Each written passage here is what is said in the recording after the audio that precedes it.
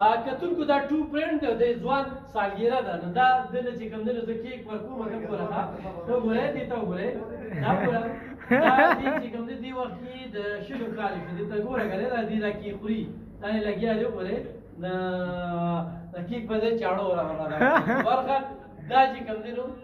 ټو فرند ته کوم ځوانان دي راځي نو پرې چې دوی مناسب دغه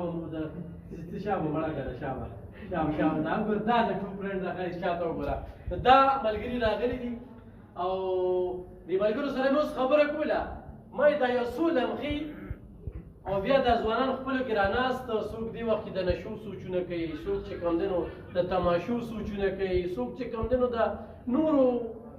سوچونه کوي او دوی چې کوم دی نو دې لپاره یو وخت نه میټینګ جوړ کړو چې ټو فرند ته به ځو هلته کې به زما سالګیره وي د ملګرو دغه باقاعده ګفټونه چې کوم دي او دا هغه مونږ کلیوال علاقې نه دي چې الک په پالن خېجو نو دې د پالن خېجو دې چې بالکل مخ رنګ ولا بدل کړی دی هغه چې څه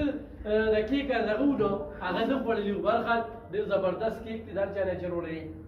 نو کیک په مخرو خو خوراک چې کوم دی د ټو فرند داري اولا ورته فروټ دی ډېر زبردست دی نو الله دې دغه ځواني مخکې بوځي مور پلار لپاره خوشحالي او د دوستانو دا کوم ملګري چې دي داسې ملګرتیا وي نو